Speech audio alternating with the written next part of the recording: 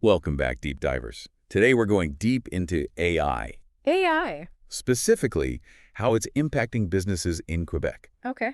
We'll be comparing Quebec's approach to the US and France Sounds good. to see where everyone stands in this global AI race. The global AI race. Yeah, you gave us a really interesting collection of reports and articles. Yeah. A lot from the Conseil du patronat de Québec. Interesting. They paint a fascinating picture. You know, it's funny. We always hear about these big tech giants Yeah. leading the AI charge, but the reality in Quebec is a little different. Yeah, it's surprising, right? Over 90% of businesses in Quebec are small or medium-sized, Wow. under 100 employees. So you wouldn't think they'd be at the forefront of AI adoption, Right. but they are. That's really interesting. So what's going on here? Well, what's interesting is the role of the Quebec government. Okay. They're actively investing in AI initiatives. Okay. For example, they've created something called the Scale AI Supercluster. What?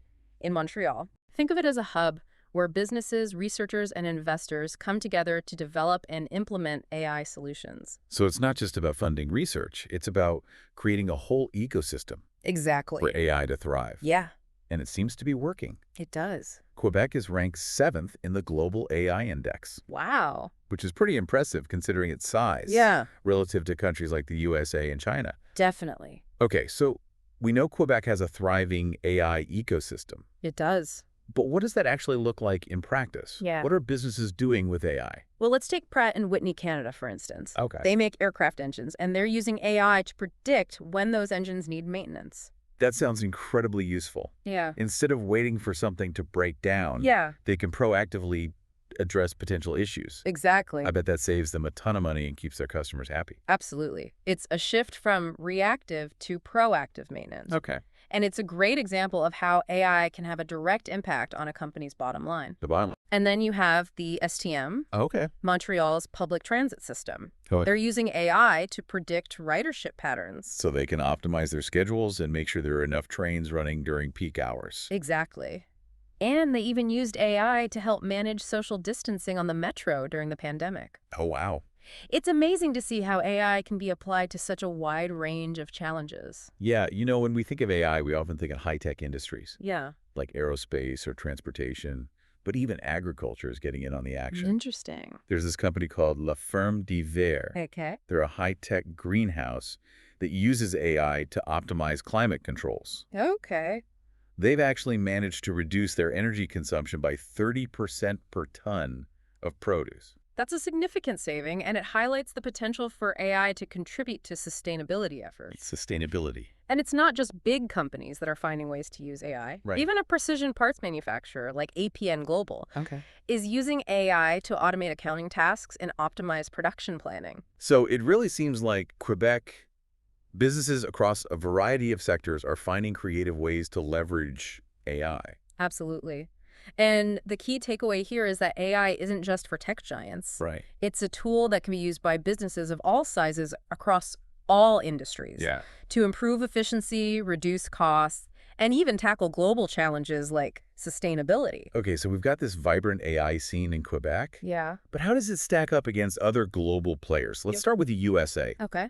They're often seen as the leaders in tech innovation, so I imagine they're pretty far ahead in AI adoption. They are. Over 70% of U.S. companies have either adopted AI or are planning to do so. Wow. They're really focused on the economic benefits of AI, Okay. boosting productivity, increasing profits, and maintaining a competitive edge. But is it all sunshine and roses?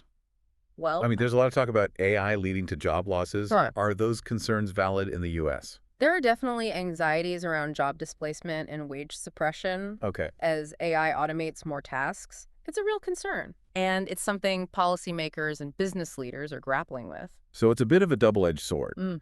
On the one hand, AI has the potential to boost the economy and create new opportunities. Right. On the other hand, it could lead to job losses and exacerbate existing inequalities. Exactly. It's a complex issue, and there are no easy answers. All right, let's shift gears and take a look at France. How does their approach to AI compare to the U.S. and Quebec? France is interesting because they're highly enthusiastic about AI. Okay. Around 70% of companies are integrating it in some way. Wow, so they're all in.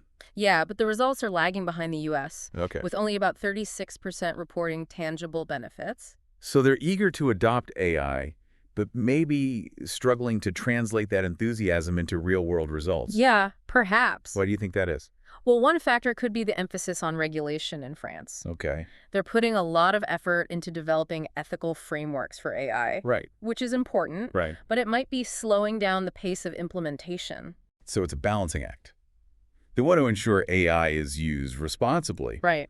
but they don't want to stifle innovation. No. What about the government's role in France? Yeah. Are they investing in AI like we see in Quebec? Oh, absolutely. The French government has made AI a national priority. They're pouring money into research, supporting startups, and even working on creating a national AI strategy. It sounds like they're laying a strong foundation. Mm. I'm curious, though, are there any key differences in how AI is being used in France Yeah. compared to Quebec or the U.S.? Definitely. In manufacturing, France is focusing heavily on robotics and process optimization. Okay. They're also using AI for predictive maintenance, but they're taking it a step further by integrating robots into their factories. That makes sense given their strong industrial base traders. Right. Are there any surprises in other sectors? The finance sector in France is surprisingly cautious when it comes to AI. Really? They're prioritizing regulation and responsible use, especially with things like credit scoring. Okay. They want to make sure AI isn't perpetuating biases. It's good to see them taking the ethical implications of AI seriously. What about retail? Yeah. Are French shoppers being bombarded with AI-powered recommendations? Not as much as you might think. French consumers are quite protective of their privacy. Okay. And there's been some pushback against the use of AI for personalized marketing. Interesting. Retailers have to be very careful about how they use data and AI. That's interesting. It seems like cultural context plays a big role in how AI is adopted. It does. And I know we talked about logistics in Quebec, but what about France? Are they using AI to optimize their supply chains? Yes, but with a unique twist. There's a growing trend in France of using AI to make logistics more sustainable. Okay. They're optimizing delivery routes to reduce fuel consumption and emissions. So they're using AI not just for efficiency, but also for environmental good. I like that. Okay, we've covered a lot of ground, but I want to circle back to something you mentioned earlier, Okay. the potential for AI to displace jobs. This is a concern everywhere. Mhm. But how is the U.S. approaching this challenge? In the U.S., the prevailing attitude seems to be that the market will sort itself out. Okay. There's less emphasis on government intervention or safety nets for displaced workers. So it's a more individualistic approach. If Yeah. you lose your job to AI, you're expected to adapt and find a new one. Essentially, yes. There are training programs and initiatives to help workers reskill, but there's no guarantee of employment. That's a pretty stark contrast to France, where there's a stronger social safety net. Exactly. And it highlights the different societal values and priorities at play.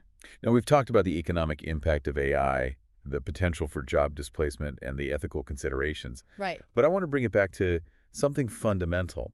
Data, AI, is only as good as the data it's trained on, right? Absolutely. Data is the fuel that powers AI. So if a company wants to implement AI successfully, they need to have their data house in order. Mhm. What does that look like in practice? It means having clean, accurate, and well-organized data. Okay. It means having systems in place to collect, store, and manage data effectively. It also means having the right people in place who understand data and can use it to train AI algorithms. It sounds like a pretty big undertaking. It can be, but it's an essential investment. If you don't have good data, your AI initiatives are likely to fail. So for our listener, if they're thinking about implementing AI in their business, data governance should be at the top of their list. Without a doubt. Now, another critical aspect of AI implementation is choosing the right tools and technologies. Yeah. There's a whole universe of AI platforms, software, and algorithms out there. How do you even begin to navigate that landscape? It's a jungle out there. Yep. But the key is to start with your business needs. What are you trying to achieve with AI? Once you have a clear understanding of your goals, you can start to evaluate different solutions. So it's not about chasing the shiniest new AI gadget. It's about finding the tools that align with your specific objectives. Exactly. And it's also important to consider your budget and your technical expertise. Right. Some AI solutions require significant investment and specialized skills, while others are more accessible and user-friendly. It's like choosing the right car. You wouldn't buy a Ferrari if you only need to commute to work. Right. You need something that fits your needs and your budget. That's a great analogy. Now let's talk about the elephant in the room, the fear of AI. Okay. I think a lot of people are intimidated by AI. They think it's too complex, too technical, or they're worried about being replaced by robots. How do we overcome that fear? I think education is key. The more people understand about AI, the less intimidating it becomes. It's also important to emphasize that AI is a tool, not a replacement for human ingenuity. It's here to augment our abilities, not to eliminate us. So it's about shifting the narrative from AI versus humans to AI and humans. Exactly. We need to see AI as a partner, a collaborator that can help us solve problems, create new opportunities, and ultimately make our lives better. That's a really empowering message. And it's something we should all keep in mind as we navigate this exciting but uncharted territory of AI. Absolutely. We're all in this together, and we need to work together to ensure that AI is used for good. Well said. Yeah. Now, we've talked a lot about the big picture of AI. Yeah. The global trends, the economic impacts, the ethical considerations. Right. But I want to bring it down to a more personal level. Yeah. What advice would you give to someone who's just starting to explore AI? Okay. Maybe they're a small business owner or an entrepreneur who's curious about how AI can help them grow their business. The first step is to educate yourself. There are tons of resources available online, from articles and blog posts to online courses and webinars. Take some time to learn about the basics of AI, the different types of AI, and the potential applications. So don't be afraid to dive in and start learning. You don't need a PhD in computer science to understand the fundamentals of AI. Exactly. And once you have a basic understanding of AI, start thinking about how it could be applied to your business. Okay. What are your biggest challenges? What are your most time-consuming tasks? What are your goals for the future? So it's about identifying those pain points where AI could potentially provide a solution. Exactly. And don't be afraid to experiment. Okay. There are many low-cost or even free AI tools available that you can use to get started. Try them out, see what works, and learn as you go. It's about embracing that entrepreneurial spirit of experimentation and iteration. Exactly. And don't be afraid to ask for help. Okay. There are many experts and consultants out there who can help you navigate the AI landscape and find the right solutions for your business. It's like any new venture. You don't have to go it alone. Surround yourself with people who have the knowledge and experience to guide you. Exactly. And remember, AI is a journey, not a destination. It's an ongoing process of learning, adaptation, and evolution. So be patient, be persistent, and don't be afraid to fail. Well said. Failure is just a stepping stone to success. Absolutely.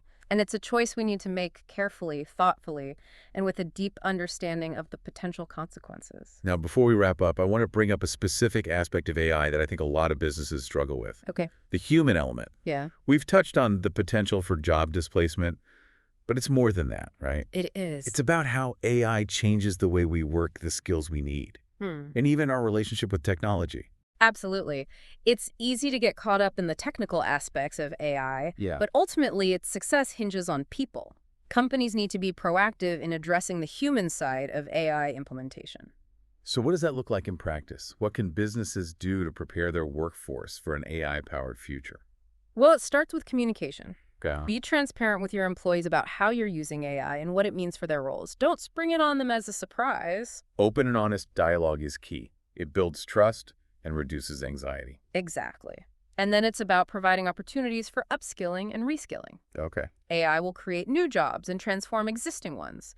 Make sure your employees have the training and support they need to adapt and thrive in this new environment. So it's not about replacing humans with machines. It's about equipping humans to work alongside machines. Precisely. Invest in your people. Help Yeah. them develop the skills they need to work effectively with AI. It could be data analysis, AI programming, or even soft skills like critical thinking and problem solving, all of which are essential in an AI-powered world. And it's not just about technical skills, right? It's also about fostering a culture of learning and adaptability.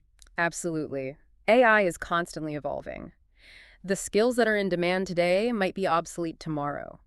Companies need to create a culture of continuous learning where employees are encouraged to experiment, explore, and stay ahead of the curve.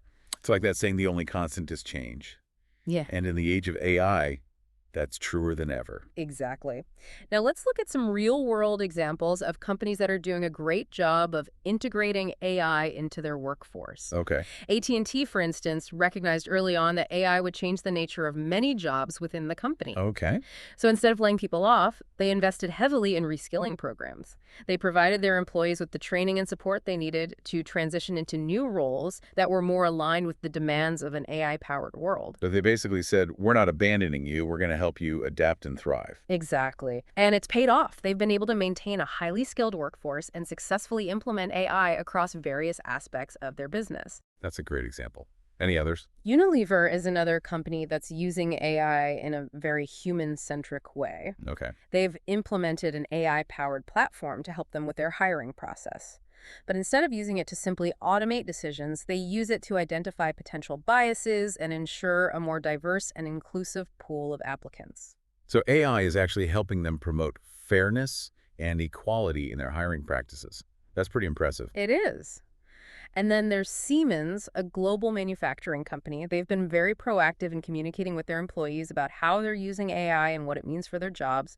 They've even set up AI competency centers within their factories where employees can go to learn about AI, experiment with different tools, and get hands-on experience. That's a fantastic idea. It's about empowering employees, making them feel like active participants in the AI journey rather than passive bystanders. Exactly. And it's something that any company, regardless of size or industry, can implement.